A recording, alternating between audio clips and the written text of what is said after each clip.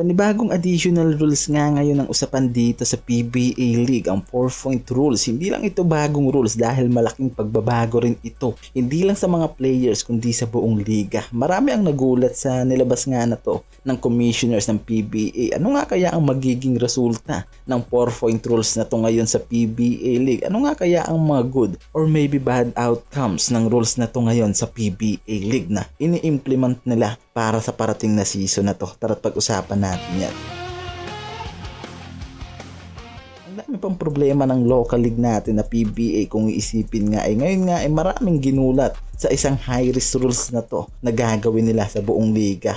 Ang 4-point rules talagang sapalaran nga raw to para sa buong PBA kung magiging effective ang rules na to, dahil kahit sa anong international league hindi pa sinusubukan ang 4-point rules na yan, mapa NBL, CBL o NBA talagang walang sumubok na i-operate ang ganyang klaseng rules sa kanilang liga. Nakikita nga lang natin madalas yan sa mga all-star game o exhibition game na ginagawa local man or international league. Kaya naman talagang kung iisipin nga natin talagang napakalakas ang loob ng commissioners ngayon ng PBA na i-implement ang ganitong klaseng rules sa kanilang liga. Pero kung magiging epektibo nga naman talaga ang risk na to ng PBA, maaaring tayo ang kauna-unahang liga sa buong mundo na nakagawa ng rules na yan. At isa pa siguradong mag-i-spread not only in our country ang rules na to, dahil siguradong sa buong Asia o kahit sa Euroleague mahatak ang 4-point rules na to at siguradong gagayahin tayo ng mga liga na yan. Maliban dyan mas magiging exciting ang laban at siguradong magi-increase ang scoring sa bawat game ng PBA League at talagang mabibigyan ng thrill ang mga defensive players pagdating sa kanilang mga 3-point shooter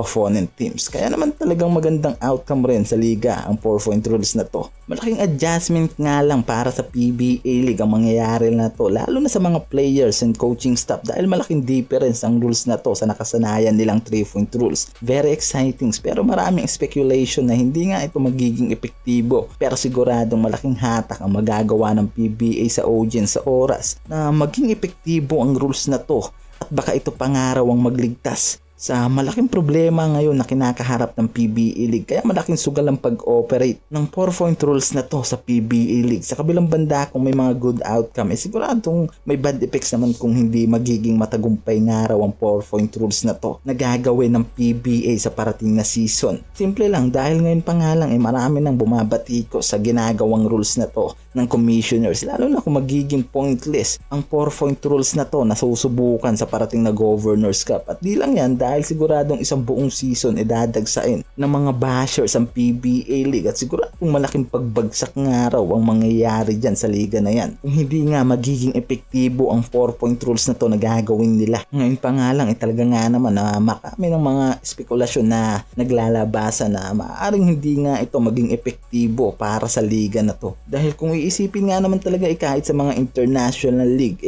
hindi sinubukang i-implement ang ganitong klaseng rules sa kanilang mga liga.